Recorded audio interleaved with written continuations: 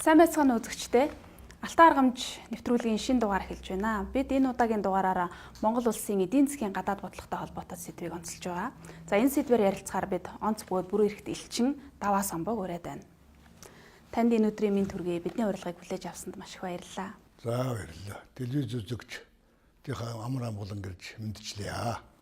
За ярилцлагынхаа эхэнд би таныг Монгол улсын эдийн засгийн гадаад бодлого, валют санхүүтэй ер нь ажил амьдралаа хизэнээс холбосон бэ гэдгээс эхлэе гэж бодож байна. За би 1979 онд Москвагийн улс харилцааны дээд сургуулийг валют санхүү зээлийн анги гэдгээр төгссөн. За энэ сургуульд байхдаа энэ улс харилцаа, дипломат харилцаа, тэгээд гадаад худалдаа гэдэг зүйлийг нэлээд сонсож мэдсэн гэж хэлж болно. Ингээд төгсөж ирээд Монгол улсын санхүү яамны валютын газар гэж байдгийг. Энэ валютын газарт ажилтаар орсон. Энэ үеэс л би одоо энэ гадаад харилцаатай холбоотой, ер нь улсын эдийн засгийн харилцаатай холбоотой асуудлыг хариуцж эхэлсэн дээ. Тэр үед би анхлаа эхлээд Монгол улсын валютын төлбөрийн тэнцэл гэж зүйлийг хариуцдаг байсан. Тэр үеийн залуучууд бидний зовоож байсан зүйл бол гадаад худалдааны үр ашгийг дээшлүүлэх гэдэг дээр онцлог анхаарч байсан өрийн асуудлаар эдийн засгийн төв байгууллага төлөвлөгөөний хомс бүх газруудыг хариуцж энэ Монгол улсын ер нь сүүлийн 30 жилд байсан өрийн асуудлыг яаж шийдэх нь зүйтэй юм гэсэн тооцоо асуудал хийлгэж байсан. Энэ загварлагаараа тэр үед бид ер нь бага өртөө юм удаа гэсэн тооцоо хийгээд тэр үед 14 тэрбумын одоо доллараар ярих үл гэж байсан ч гэсэн бид бас үр ашигын тооцох юм бол бага өртөө байх шүү гэсэн тооцоог судалгаа хийхэд нь бас олцож явсан байна. За таныг Монгол улсын эдийн засгийн гадаад бодлоготой нэлээд ойр ажилласан цаг үе бол одоо 1990-ад оны ихэнх үе байгаа тийм ээ. Тэгэхээр энэ үе бол одоо улс төрийн хувьд ч гэсэн эдийн засгийн хувьд ч гэсэн Монгол улсын хувьд бол маш их чухал цоо шин ийм цаг үе байсан. Тэгэхээр таны хувьд одоо Монгол улсын сангийн сайдаар ажиллаж байх тэр цаг үеэс Монгол улс ер нь эдийн засгаа хөгжүүлэх одоо хөгжлийн бодлогыг суурийг ер нь яаж тавьж байсан? За тэгэхээр энэ бас төвөгтэй үйл дээ 1990 оны 3 сарын 8-нд би 7-8-нд Москвад байсан. Манай сангийн сайд боломж анз би валютын газрын дарга. Тэр үед энэ өр авлагын асуудал мөн бас хоёр орны харилцааны хамт ажиллагааны тухай яригдчих байсан. За Улаанбаатар хотод чагсаал болоод энэ төв талбай дүүрчихсэн байсан. Би орой 3 сарын 8-ны орой тэр онгоцоор нисэж Улаанбаатарт буусан. Тэр юу болоод байгаа юм бол да бараг дайн гарах гэж байгаа юм шиг буугаад өрөөд ирсэн чинь манайхан чинь талбайгаар дүүрчиж версус шууд талбайгаар ирсэн. Тэгээд энэнийг би юу хэлж гин өгөхээр тэр үед одоо санаа зэгтэйхэн зовсон. Би тэр өр авлагын асуудал гэдэг юм яригдлаа шүү дээ тийм ээ. Тэгээд энд ямар одоо дүгнэлттэй гарах гэж оролдож ирсэн бэхээр нэгдүгээр энэ өр авлага болоод их цаашдаа Монгол улсын эдийн засгийн хөгжлийг явуулах, шинжилт хийхэд ямар нэгэн саад болохгүй маа. За энэ асуудлыг шийдэхдээ Монгол улс тэр үеийн зөвлөлт бат улсын хоорондын харилцааны онцлогийг харгалзаж шийдэх ёстой гэсэн ийм өдөржмжтэй. Энэ өдөржмжтэй нөгөө талд ойлгох гэж яваад эргэж ирж байгаа. За энэ жагсаалынхан бараг бариад авах юм биш байгаа даа л гэсэн бодолтой орж ирж байсан юм аа гэдгийг хэлье.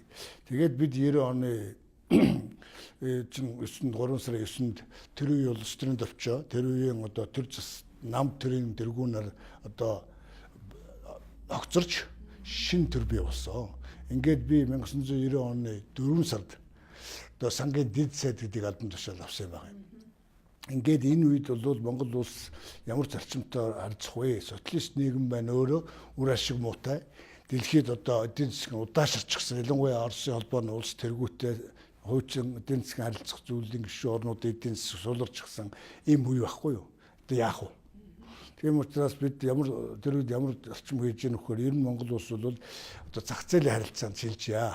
Дэлхийн нийтийн жишгийг барьж хөгжөө гэсэн ийм үзэл баримтлал ихэнх залуучуудад мөн бас дээрэж гарсан ийм үеэлтэй. Ингээд олон улсын валютын сан өнөөдөр Дэлхийн банк, Азийн хөгжлийн банк гэдэг өрнөдийн орнуудын олон улсын валют санхүүгийн байгууллагууд элсэх тухай. Дээрээс нь одоо хоёр хөршөөсөө гадна Япон, Америк нэгдсэн улс, Европ холбоо, Герман зэрэг орнуудтай ойртон нягтрахын зүйтэй гэсэн ийм бодлогын чиглэл гарсан байсан үе. 1991 оны 2 дугаар сард арай шинэ он цагаан сар өнгөрөхөөс өмнө энэ олон улсын байгууллагт шилжсэн юм. За үүгээр бид юуг олж авч байгаа юм бэ гэж байгаа. Нэгдүгээрт нь бол бид дэлхийн олон улсын валютын сан, Дэлхийн банк, Азийн хөгжлийн банкны гишүүн орнуудаас хөнгөлөлттэй зээл тусламж авах боломжоор хангагдаж байгаа. Хоёрдугаарт нь бол дэлхийн нийтийн валютын систем гадаад худалдааны зарчмыг мөрдөж ажиллах үүрэг авч байгаа. За өөр эдийн засгийн энэ харилцааг одоо энэ чухал зүйл бол тухайн үед Америк нэгдсэн улс Монгол улсын одоо харилцааг дэмжиж тухайн үеийн одоо төрийн нарийн бичгийн дарга Бекер гоо Монголд 2 удаа ирсэн. Энэ та нар хэтэрхий одоо зах зээл шилжиж нэгэд өмнөх юм битгий нураагаа хийчихаарай гэсэн чим одоо миний тархинд орж байгаа зүйл нь тэр байна л да. Энэ учраас бид одоо өмнөх зүйлээ төвшиж хөгжих, дээр шин зүйлийг олж авах, хуучин зүйл толгойд улс болон хятадтай хамтын ажиллагаа илүү өргөжүүлэх, мөн бусад орнуудтай хамтаа ажиллахаа гэсэн ийм зарчмээр тулгуурлаж явуулсан л да. Тэгээд 1991 онд шүү дээ. Бүгд найрамд хятад ард улстай худалдааны хэлтсээрийг шинжилж байгуулсан. Хуучин хэлтсээрийг нэмэж байгуулсан гэсэн үг. Үүгээр юу байсан вөхөр хоёр орн нэгэндээ нэн тааламжтай худалдааны нөхцөл өгнө. Нэгдүгээр. Хоёрдугаарт бид худалдаагаа дэлхийн зах зээлийн үнээр хийнэ. Гуравдугаарт бид худалдаагаа олон улсын валют хүлээн зөвшөөрөгдсөн доллар зэргийн валютаар хийнэ гэсэн ийм хэлцээнд хүрч байгаа юм. За 91 онд бид бас нэг хүнд юм тулгарч ирсэн. Бид нэг өөрөө яах вэ гэж. Одоо ингэ сайхан гэдэг биш ерөнхий сайд байсан. Ингэ сайхан энэ чи Монгол улс өргүү гэдэг ийм ардчлалын нэлээд одоо давлгаа үүсгэчихсэн. Гэтэл цаанаа өртөө байгаа л. Өртөр хിവэрэ байхгүй. Тэгж одоо ийм шахалт үзүүлж авахгүй одоо төр засагт. Тэр үе 91 онд байсан дид сайд байхад манай ерөнхий сайд Бямсрангой байсан. Бямсрангой 91 онд нэхээр юу явдаг юм аа. Оросын холбооны улсад айлчилж байгаа. Тэр үед Оросын холбооны улсын ерөнхий сайд Паул гоо байсан. Тэгээд тэр хоёрыг хоёр талын уулзалтанд ороод би ч орсонгүй. Тэрнээс нь өмнө тэр гэрээ хилцээрт нь бэлтгэл ажилд нь би оролцож Сидней ингэж гадаад цангийн яамны дид сай Сидней гэж хүнтэй хэлцээр хийгээд энэ өөрийн асуудлаар нэлээд зарчмын юмнууд яриад тусгасан байсан л да. Тэгээд дараа нь хоолн дээр хамт орж байгаа. Хоолн дээр хамт орсон чинь нөгөө Паулуга хинээс асууж Бямсрангуйгаас чи чинь өөрөө бүгдийг юу төлж чадахгүй 500 сая гэдэл багтаа төлнө гэж ярьж өгөөгүй чи сая. Чамд ийм мөнгө байгаа мó гэд. Тэгж байна нөгөө Паулуга чинь. Тэгсэн Бямсрангуй. Одоо энэ гадны дотны олон улсын валютын сан монтой хамтарч ажиллаж байгаа. Эдгээр энтерээс бас юм хүм олохыг бодондоо хоцоглуулад. Хөөе Бямсрэ. Энэ олон улсын валютын сан Дэлхийн банк хөгжлийн зээл тусламж олгодог болохоос миний өрийг чамаас авахд мөнгө олохгүй шүү нөхөр юм чи андуураагүй үзсэн маягийн юм ярьж одоо өнөөдөр манай эзэмш гэдэг юм уу юм чиглэлээр. Өөрөлдөх юм бол бидний сэтгэл зовоож ирсэн зүйл бол энэ байсан. Энэ мэтчлийн юмыг би одоо хэлж чадах юм. Тэр одоо хэлцэн дээр тоглоом маягаар хэлсэн санаа нь ер нь цаанаа ямар утгатай байсан? За нэгдүгээрт нь ер нь та нар энэ 500 сая доллараар өнөөдөр төлөх юм бол эдийн засгч өшөө хүндрэл учрнаа. Ийм мөнгөгүй байжээд нэгдүгээр төлж чадахгүй. Хуучин бид нар бол тохирсон зүйл ба шүү дээ. Ер нь танай эдийн засгт хүндрэл учруулахгүйгээр асуудлыг шийднэ гэж бид нарт ч тийм амлалт өгсөн байсан. Мөн олон улсын валютын санд биднийг илсэх үед валютын анхны Оросын холбооны улс чинь хуучин зөвлөлт бод улс чинь бол тэр олон улсын валютын сан Дэлхийн банк уу Бритэн Вудсын системийн анхны орон шүд анхны гишүүн орон шүд. Энэ учраас бас тэнд манайтай харьцахад нэг амлалт өгсөн байсан л да. Монголыг одоо хүндрүүлэхгүй. Өрөөр тэгж даалгахгүй. Бид бол харилцааны онцлогтой улсууд гэж. Тийм учраас тэр ахуулга нь бол бас төлчих мөнгө байна гэдэг нэгдүгээр танд. Хоёрдугаарт бол сая миний хэлдэг та нарт бол яг үннийг хэлэхэд эн чинь хүндрэл учрна шүү гэсэн санаалт. Тэгээд 92 он гарсан. 92 он гэдэг чинь үгүй 90 онд ардсан сонгуул болоод 92 онд үндсэн хууль баталж байгаа юм. Тэгэхээр үндсэн хуулиар бол Монгол улс дэлхийн нийтэд бүгд авчирч адилхан ажиллана гэсэн ийм зарчимтай. Тийм учраас юу вэ гэдгийг би танд асууя. 1959-60 онд байхад бүгд найрамдах хятад ард улстай харилцан туслах гэсэн гэрээтэй. За 46-66 оны үед байхад Оросын холбооны улстай бан харилцан туслах зүг гэрээтэй. Тэгэхээр 92 оны орчинд бид нар харилцааны шал зарчмын юм байлаа шүү дээ. Харилцан туслах биш найрсаг харилцаа хамтаа ажиллагаатай. Өөрөөр хэлбэл би бүх орноос харилцан туслах биш, бүх оронтой жигд харилцана гэдэг ийм зарчим 92 онд гарлаа. Мөн үү? Хуулиараа баталгаажлаа. Тэр учраас манай гадаад хэргийн яам болон холбогдох одоо төрийн байгууллагууд Монгол улс бол нөгөө харилцан туслах гэдэг ярианасаа биш, найрсаг харилцаа хамтаа ажиллагааны хэлцээр гэдгийг одоо 92 оноос хойш явсаар байгаад 93 оны хэлцээр байгуулахад нь би бас хажууд нь зогсож явбоо сүйдэр байна. Тэр үед би сангийн яамны сайд гэдэг ийм албан тушаалтай 93 оны 12 сарын 93 оны сүүлчээр л дээ Монгол улсын ерөнхий дэвшилтэр чинь очир утга байсан гадаад хэргийн сайд Гомсронгой за Оросын холбооны улсын ерөнхийлөгч Ельцин антер гэдэг баах улсууд би сангийн сайдыг бас л нэг өөрийнхөө асуудлыг л одоо заахан нааштай болгох ард түмэндээ одоо дарамт учруулахгүй утан санаа бодлоо илэрхийлэх санаатад явж байгаа шүү дээ. Тэгээ тэр үед тэр одоо найрсаг харилцаа хамтаа ажиллагааны хэлцээр гэж байгуулваа. За тэгээд тэр хэлцээрээр бол бас л Монгол улсад миний тааламжтай худалдааны орчин бүрдүүлж гинөө гэж байгуулваа. Тэгээд дараа нь засгийн газрын хоорондын протоколоор бас тэр хятадтай байгуулсан хэлцээр шиг за олон улсын валютаар 8-ын дэлхийн зах зээлүүнээр 8-ын нэгэндээ одоо дарамт учруулахгүй гэсэн ийм чиглэлтэй мөн бас нэн тааламжтай нөхцөл бүрдүүлнэ. За тэр хятадтай байгуулсан найрсаг харилцаа хамтаа ажиллагааны хэлцээрээс өлөө нэг зүйл байдгийг энэ бол одоо аль нэгэндээ аюул учруулах юм бол аюул учрахад нин яралтай хэлцэн шийдвэрлэнэ гэсэн заалд орж исэн шиг бодогдож байна. Тэр нь ил хэлцээр шүү дээ. Үндсэн хуулиар барина бид нар. Тийм учраас үндсэн хуулийн чинь дараа би нөгөө 92 онд сангийн сайд болоо доо. Тэгэхээр зэрэг чи Монгол улсын татварын системээ өөрчлөх хэрэгтэй болж байгаа. Төсвийн харилцаагаа өөрчлөх хэрэгтэй болж байгаа. Валютын харилцаагаа өөрчлөх хэрэгтэй болж байгаа. Үнэт цасны хуулиа өөрчлөх хэрэгтэй болж байгаа. Ингээд энэ үед нь миний бие таарад манай сангийн яамны хамт олон энэ бүх хууль тогтоомжийг өөрчилж улсын их хурлаар баттуулах ийм сайхан гавьяатай үйлс тохиолдсон. Энэний хамгийн чухал зүйл бол 93 онд олон улсын валютын сан дэлхийн банк буюу бас донор орнуудаа нэг зүйл тохирсон. Тэрний үгээр ISAF хөтөлбөр гэж. Эдийн засгийн өөрчлөлт шинжилгээний тухай хөтөлбөр байхгүй юу? Энэ хөтөлбөрөөр бол бид яаж зах зээлийн харилцаанд шилжих юм бэ гэдгийг хүнээр заалгаж байгаа юм л доо. Нөгөө бичих юм а чинь бид нар чинь би одоо тэр үед тэр энэ хэлцээрийг тохироход шөнийн 4-5 цаг хүртэл нөгөө валютын сангаас ирсэн төлөөлөгчтэй. Яагаад ингэж суугаад байна вөхөр би нэг юм хэлэн тэд надад ойлгох гэж оролдоно. Би ойлгохгүй зөрүүдлээс суудаг юм л да. Одоо зарим талаар дээр чинь бас төрөөс улс орны ирэх шиг байна. Би бас өдөрдөнчтэй хүн шүү дээ. Дээрээс нь бас одоо ингээл гинт хамаг юмас харамжуулчих бас болохгүй. Нөгөөдөл чинь одоо бас өөрийнхөө зарчмыг ярих гэдэг. Тэр үед Вашингтоны зарчим гэдэг юм гарчихсан байсан. Мөн бас 1991 онд их долоогийн уулзалт гэж Лондонд болсон. Энэ их долоогийн уулзалтаар Монгол улсын өөрчлөлт шинжилэл зах зээлийн харилцаанд гарч байгаа энэ нааштай зүйлийг дэмжих зүйтэй гэсэн экологийн зөвлөмж гарсан байсан байхгүй юу. Тийм учраас энэ зөвлөмж чинь валютын сангийнхан барин шүү дээ бас. Тэгээд тэр ийм л нэг тийм одоо өөрөлдөх юм бол энэ олон улсын энэ хамтаа ажиллагааны гэрээ хэлцээр бол бидний ирээдүйн зах зээл шилжих, эдийн засгаа хөгжүүлэх их гоё зарчим болсон юм шүү л гэдгийг хэлэх гэж байгаа. За дипломат ажиллагаа гэдэг нэгдүгээрт бол бид түүхэндээ байгаа эрэм бараа нааштай зүйлүүдийн ярилцаж, нааштай зүйлд нь түшигдэж дипломат ажиллагаа явагдаж байгаа. Жишээ нь одоо тэр үед шүү дээ. Одоохон тэр үеийн улс төрийн төвчөөний гишүүн бараг төв хорооны 2 тухган байсан. Манай нам төрийн 2 тухган молон жамцгай.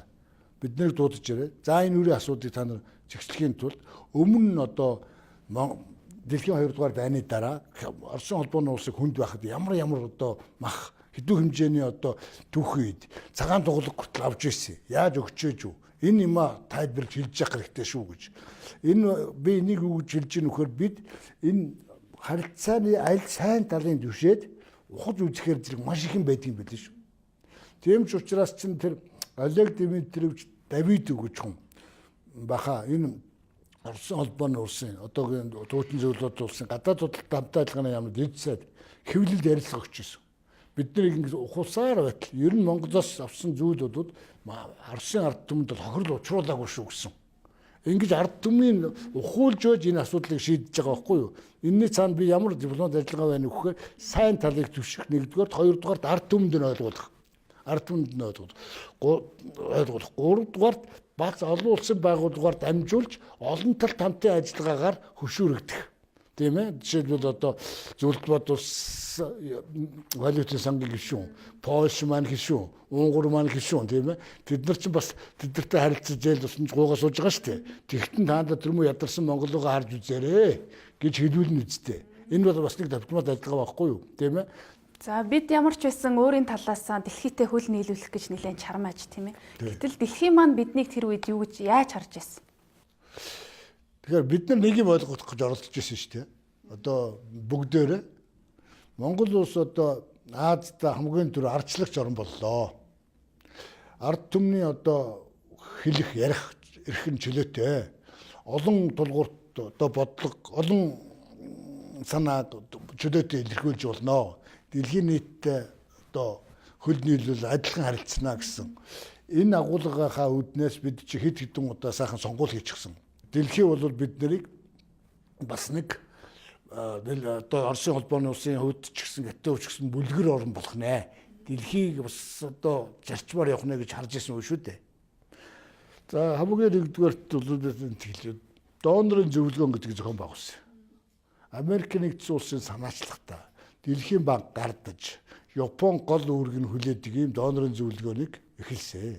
Би анхных нь хоёр дахь нь зөвлөгөөнүүд нь орж ирсэн хүн байна. Жишээ нь одоо донорын зөвлөгөө Токиод болж байгаа юм тийм ээ. Энэ үед бол одоо донорын зөвлөгөөн гэдэг чинь Монгол улсыг хөгжүүлэхэд хэдийн хэмжээний хөрөнгө мөнгө хэрэгтэй байна вэ? Энд нь яаж туслах вэ гэдэг. Америк нэгдсэн улсын төрийн нэрийн бичгийн дарга одоо Токиод ирж оролцож байгаа. Одоо Монголыг дэмжиж байгааг харуулж байгаа. Эдгээр чинь бол одоо нөгөө найрсаг харилцаатай орнууд шүү дээ. Одоо бидний үгээр хэлэх юм бол Япон, одоо Америк, өрнөдийн орнууд. Тийм учраас Японы гадаад хэргийн сайд зөвлөгөөн дээр ирээд за Монгол улсыг тэгд дэмжинэ. Ийм хөрөнгө мөнгө авналаа гэдээ амлаж идэг байл л дээ. Нэг зовлонтой юм бол энэ Монгол улсын тусгаар тогтнол хийгээд энэ санаа зовоосон зүйл өөрөө байсан учраас өрийг бол дээд зэрэгээр хязгаарлаа шүү. Бид бол зөвхөн боцлогоо тусламж эсвэл хөнгөлтэй зээлээр л хязгаарлаж ирсэн. Тийм ч учраас бүр хууль гаргаж ирсэн. Хуулиндаа сангийн сайдын зөвшөөрдөггүй аливаа өөр авлагыг бол хүчингү тооцноо. Нэг хоёрдугаарт бол төсвийн алдагдлыг түүний дотор урсгал зардал алдагдaltaй байж болохгүй. Ийм алдагдалд гаднаас зээл авч болохгүй гэдэг ийм одоо дөрвөн маягийн юм гаргаад хуульч гаргаж ирсэн шүү. Ингэж бас тэр үед сэтгэл санаагаараа энэ өөргөө чим хүний зовоод юм байна гэдгийг мэдэрчээсний хувьд ийм хууль гарч ирсэн юм шүү. Тэгэхээр өөр авах гээд гүгээд байсан гэсэн үг бас биш шүү. Тэгвэл бид нар хүнд байсан учраас хүндрэлээс гарахын тулд ямар арга замуудыг гэдгийг л бодлогын хүрээнд бас тодорхой хэмжээний тусламж аавн. Тэгвэл тийм үнэтэй мөнгө авч чадахгүй гэдэг л юм ярьж байгаа. Дэлхийн эдийн засгийн орчин тухайн үедээ өөрөө ер нь ямар байсан? Монголын нүдээр харуул манайх чинь одоо ажил дүрм тэр үед бол манай ганц нүүр дахалдаг бүтээгдэхүүн чинь одоо цэс шүү дээ. Цэс. 90 он одоо нэг оны үед бол нөгөө цэсийн чүүн буугаад бүр балдраад 93 оноос жаахан найшлах маягтай байсан баггүй. Тэр нь юу гэсэн үг вэ? 90-91 он дэлхийд эдийн засгийн хямрал болж ирсэн. Эдийн засгийн хямрал болж ирсэн. Би танд хэлж ирсэн. Хямрал болоод дээрэс нь одоо Европын одоо юу зөвлөлт холбоот улс тэргүүтээ социалист систем задран унсан үе байсан. Эдийн засгийн хямрал дэлхийд нэр яаж байсан. Бүгд найрамд хятад ард улсын хувьд бол шинжлэлийн жилүүд нь эхэлчихсэн байсан.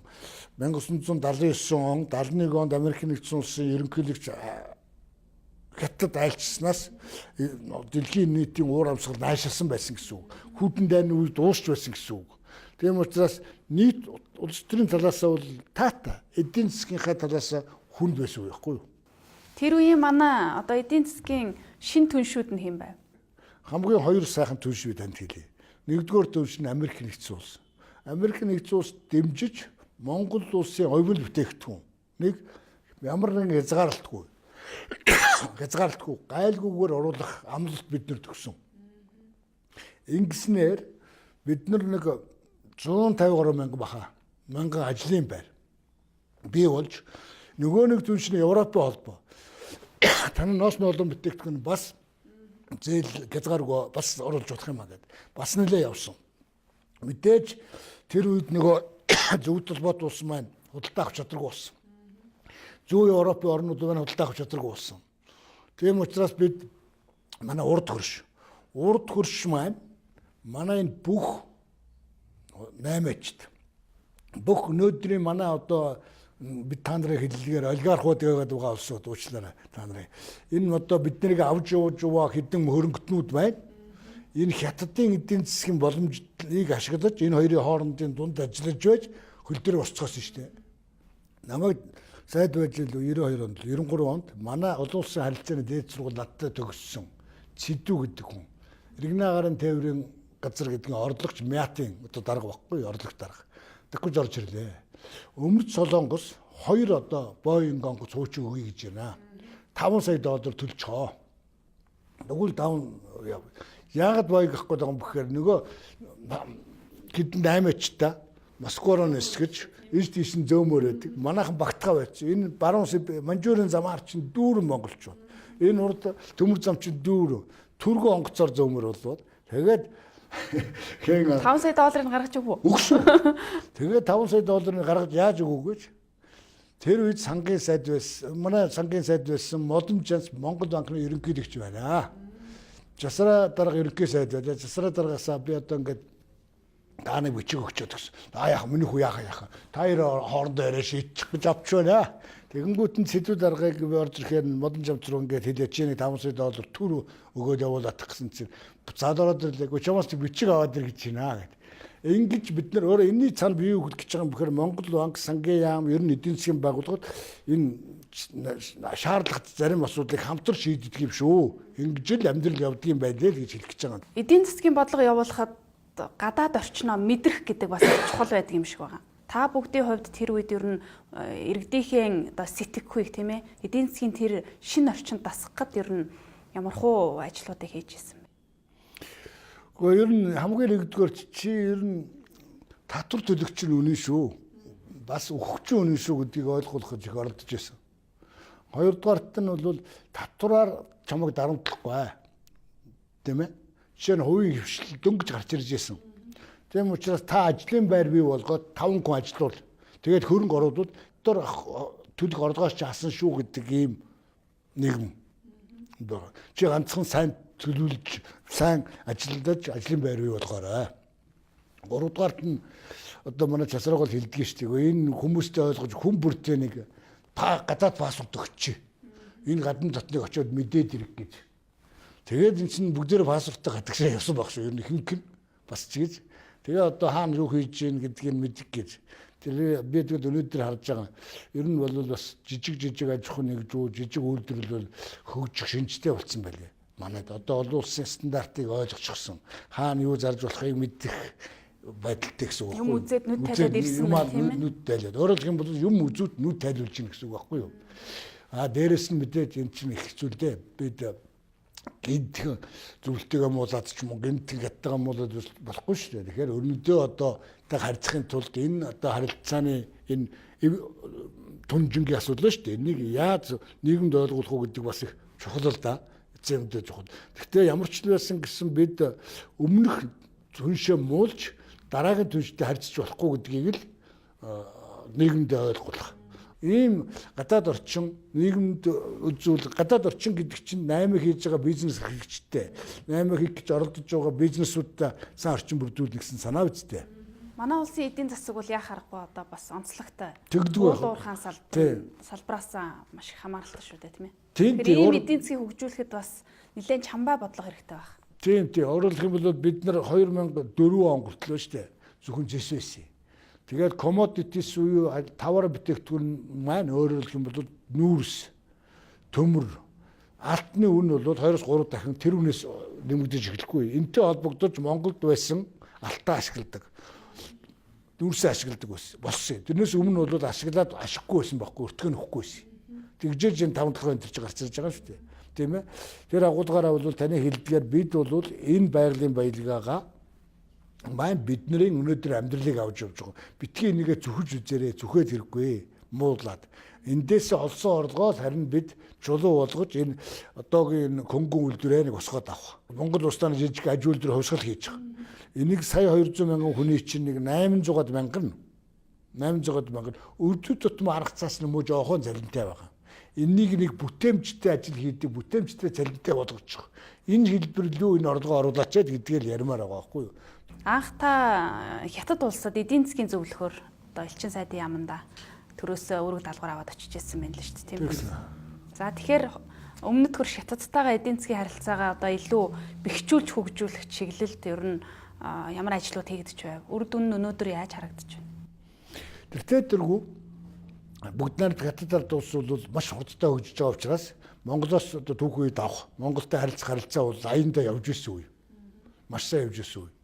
За миний хийсэн гэх юм уу одоо хоёр зүйл байдгийг. Нэгдүгээрт нь бол бас л иргэдийг харж үзсэн. Өөрөлдөх юм бол Монголоос хятад явж байгаа бүх иргэдийг эмчилгээнд явахт нь маш хүн ирж ирсэн байхгүй. Эмчилгээгийн төлбөрийг дотоодынхаа үн тарифаас хэтрүүлж болохгүй шүү. Энэнийг бүр аль биесээр тохиролцсон юм. Хоёрдугаарт нь тэр үед манай бас л онгоц токороор нисчихсэн. Тэгээд эдний ч иргэний зам нь Шанхайгаар дайрдаг байхгүй. Бөөр төш 1200 км. Та нар эднийд бас тусгай зам байсан. Хойгоор нь явждаг. Энэ тусгай замд монголчуудын онгоцыг явуулдаг болооч гэхээр 1000 км хэмнэн шүү дээ. Тэгэхээр хурдан болон бензин багассан тийм ээ тэр.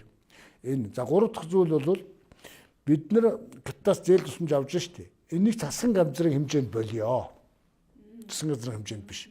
Танай хөгжлийн банк, танай экспорт импортын банк өөрийнхөө эрсдлээр манай эд байгаа төслүүдээ сонголт хийгээч гэсэн. Ийм зарчимд уг нь тохирсон байсан. За энийг би өөрөө зүүгээд байдаг байхгүй. Өөрөлдөх юм бол нөгөө бас төр дээр хэд их ачаа өөрөхгүй тийм. Аж ахуй нэгж өөрөө хариуж байгаа үгээс хариуж.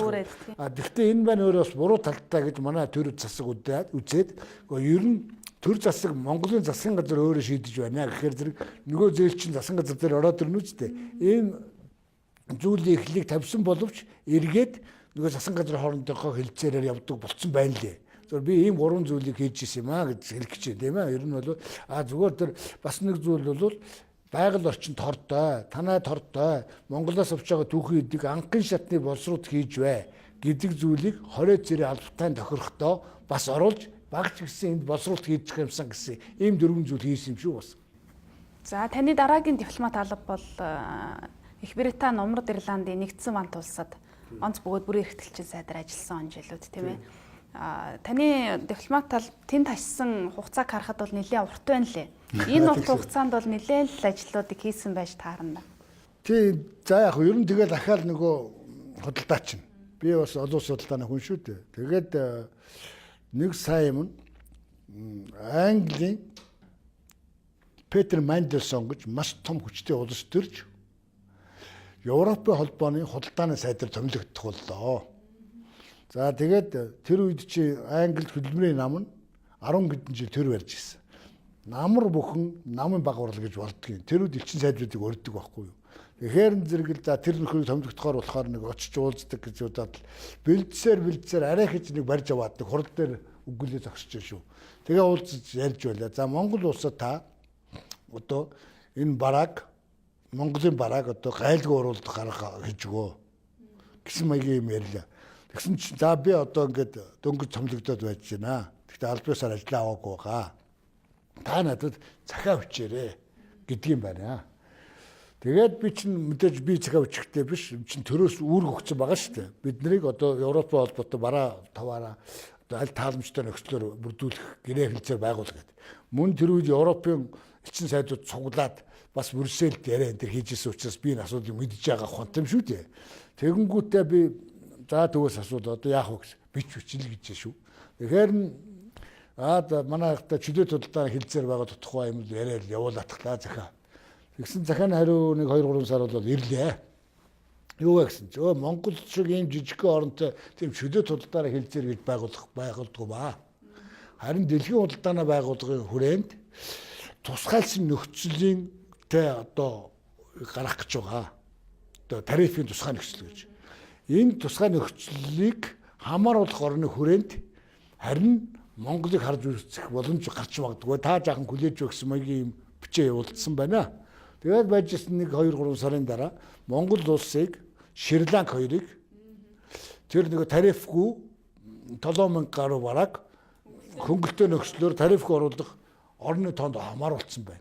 Тэгтээ бас нэг хідэн зүйлийг манай нөхдүүд ярьсан баг. Манай гадаад хэргийн яам. Одоо нэг ардчлал, нөгөө чөлөө судалтай, нөгөө хөдөө аж ахуйн одоо датаач гэдэг юм уу. Тэр нэг хідэн нөхцлүүд бас биелдэ. Энэ бол нэг үр дүн. Хоёр дахь юм за би явахдаа ерөнхий гиштэйгээ уулзсан тийм ээ. Гадаад хэргийн сайттайгаа уулзсан. За ерөнхий сайттайгаа уулзсан. Намын бас дарга нартай уулзсан. Тэгээд ам ангасан бүхэн л за эдийн засаг хүнд байна шүү. Гаднаас хөрөнгө оруулалт орж ирээ. Олж ирэл гэдэг. Олж иргээд байсан. Тэгээд хоёр дахь нэг том зүйл бол яг үннийг хэлэхэд өстой хамгийн их зүтгэсэн юм бол энэ Ирээд Тонто гэж компани шүү дээ. Одоо энэ Ирээд Тонтогийн төв офис нь Англид гэдэг байхгүй. Тэгэнгүүтээ л одоо тэрний араас л одоо бүх гүнээ дайчлана. Ямар нэг хүлээ авалт арга хэмжээ болно шүү дээ. Тэдний бүхэл улсуудын урина. За урд л одоо нэг хэдэн бан шүгэндөө. Тэгээд тэр завсраа одоо Монголд бол ингээд ажиллахад бол ингээд маш чухал зүйлээ л гэж. Дээрээс нь бас гадаад харилцаа үндэсний аюулгүй байдлын зөвлөмж маягийн бас нэг материал гарсан байсан шүү дээ. 3 дахь орны хөрөнгө оруулалтыг татах гэдэг бодлого байгаа шүү дээ. Тэгээд энэ талаар хөөцөлдөж бид Ирээд Тонто гэж компаниг Монголд оруулахад нь өстой шинэ өдргөө зүтгэсэн.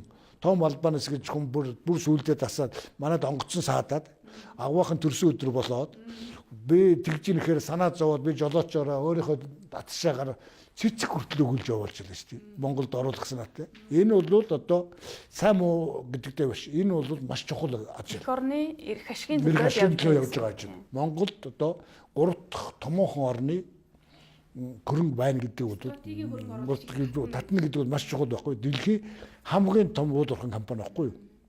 Тэгэхээр эн чинь бол Монгол бас нэг одоо хөзөртэй боллоо гэсэн үг. Оросын холбооны улстай юм уу? Эсвэл бүгд найрамд хятад орностай ч юм уу харилцахад нэг хөзөртэй байна шүү дээ. Бас нэг одоо манайхыг дэмжигч бурдгаа бидний тэгээ энэ зүйл. За дээрээс нь би танд хэлье. Монголчуудаа даасаа суралцах гэж оролдож байгаа. Тэгээд нэр нь юу гэхээр зэрэг Монголын хөгжилт гэдэг эрдэм шинжилгээний баг хурлыг Лондонд байгаа бүх эрдэмт судлаачид, оюутан, сурагчид тэнд ажилтаа байгаа хүмүүсээ урьж хуралдуулдаг болсон. Тэгээд энэ талаараа бид нэр одоо ийм нэг эх орноо гэсэн сэтгэл Британи дахь монголчууд бидний эх орноо гэсэн сэтгэл гэж. Энэ ажлыг санаачилсан хүмүүс нь бол монголчуудын холбоо, монголчууд өөрөө. За энэ бас их чухал үйл явдал болсон юм шиг байна тийм ээ. Тий, одоо Монгол орны хөгжилтгээд эн чинь одоо үргэлжилж байгаа чуулган баггүй 8, 9, 10 гэдэг явчихсан. Одоо бол дэлхийн гадаадд байгаа бүх элчин сайдын яамыг Европынхыг хамарсан, Америкийг хамарсан чуулган болсон шүү дээ үргэлжлээд. 30 жилийн дараах Монгол гэдэг ийм илтгэл тавьж бас хүмүүсээ одоо сэтгэл санааг нь татах санаатай 2000 эрэг төсөөл гаргаж ирсэн. Тэгээд 36 онд ба шүү дээ. 36 онд нэг хүнд ногдох орлого $10,000 болно. Дотоодын нэвтрэгдэхүүн $40,000 болно. 40 тэрбум 2036 онд. За гадаад бад худалдааны бараа эргэлт өнөөдөр биш 30 тэрбум доллар болно гэж. За энэ өнөөдөр хэд вэ гэж байна. Энэ төсөөлд хүрэх дөхөж явна уу? Дөхөж явна. За одоо өнөөдөр нэг хүн догдох бүтээгдэхүүн байна. Гадаад дотоодын нэвтрэгдэхүүн $4,000. Тийм ээ? Одоо 10 болгох нь шүү дээ. Тэгэхээр хэрэв эдийн засгийг 7%-аас жил бүхэн 7% өсөлтийг хадгалаад байвал тэр таны орлого 10 жил тутам 2 дахин нэмэгддэг байхгүй юу? Ингээд бодоход бол бас гэж одоо эерэг үрдүн бас харагч магадгүй үрдүн хэм одоо юу гэдгийг нийт дүнгээр нь ярьж байгаа ш тахар макро энийг бол одоо бие хийчихсэн чинь биш манай тэнд байгаа багш улсууд байгаа шүү дээ. Тэнд сурч байсан оюутнуудаар зарим нь хийдэг ингээд нэгтгэсэн илтгэл тавьж байхгүй юу? За Британи бол дэлхийн хамгийн том эдийн засгуудын нэг. Тэгэхээр энэ том эдийн засгаас бид нар тухайн үед бас туршлага судлах зүйлүүд байв. Байлгүй яах вэ? Хамгийн гол нь яаж аж үйл дээр хувьсгал хийсэн бэ гэдэг асуудал байна. Тий. Ингээд бол тэр төсөн мөнгөний бодлого бол маш хүчтэй өргөсчихсөн. Тэгтээ бол хамгийн чухал зүйл бол экспортын баримжаат зээл. Экспортын үйлдвэрлэлийг одоо гаргахад тодорхой хэмжээний зээллийг олгодог. Бүс маш хөнгөлөлттэй баг энэ бол эдгээр асуурах маш том зүйл гэж бодож байна. Мэдээж цаана орчин цагийн нөхцлөөс авч үзэх юм бол Монгол улс одоо уул уурхай тойрсон дид бичиж мал аж ахуй тойрсон үйлдвэрлэл бол энэ хөгжлийг нэг 2025 он хүртэл нэг 6-аас 7% барина. Цаашаа явах. Тийм учраас Англид бол нэг яаж нөхөр одоо шинжлэх ухаан мэдлэг түшгэлсэн үйлчлэгээр тэнцэг. Энэнийг бид нар өнөөдрөөс хийж авч одоо судалгаа хөгжүүл гэдэг юмыг хаана хийх вэ? Одоо цэсээр бид хамгийн эцсийн бүтээгдэхүүн хийх үү? Манай залуучууд хийгээд эхэлсэн байлээ л дээ. Энэнийг дэмжиж гаргах юм байна гэдгийг бол бас Англиас сарсан шүү. Өөрөлдөх нь хөгжилд хүрдэхийн тулд ийм юмар хөгжих гэдэг би сая хэллээ. Дараа нь бол өөрөлдөх нь шинжлэх ухаан технологид түшгэлж хөгжих нэ гэсэн санаа. Тэгэхээр Монгол улсын хувьд бол бас уул уурхайгаас хит хараат эдийн засгтай байхаас аль болох зайлсхийж эдийн засгийнхаа одоо орох орлогыг олдог салбараа солонгоруулах гэж ярьдаг тийм ээ. Олон салаа өөрчлөх. Энэ чиглэлд ер нь Монгол улс эдийн засгийн дипломат ажиллагааг хэр үр дүнтэй явуулах шаардлага бидний өмнө тулгарч байна. Үнэхээр байна. Бид нар одоо нэгдүгээрт бол эхний ээлжинд гадаад стат орчин бүрдүүлэх хэрэгтэй. Хамгийн хүндрэлтэй зүйл бол тариф асуудал байхгүй юу? Тийм учраас Оросын холбооны улс тэргүүтээ Евразийн орнууд шүү дээ Казахстан гэсэн. Эдгээр орнуудтай бол нэн даруй чөлөө судалтаар хэлцээр байгуулж Монголын бараг Оросын холбооны улсад оруулахад гайлгүй болох тухай асуудлыг нэн даруй шийдэх хэрэгтэй. Хоёрдугаарт нь бүгд найрамд хятад ард улстай одоо хэлцээрд орж Монгол улсын бараг гайлгүй оруулахыг дангаараа шийдэх боломжтой хятад улс.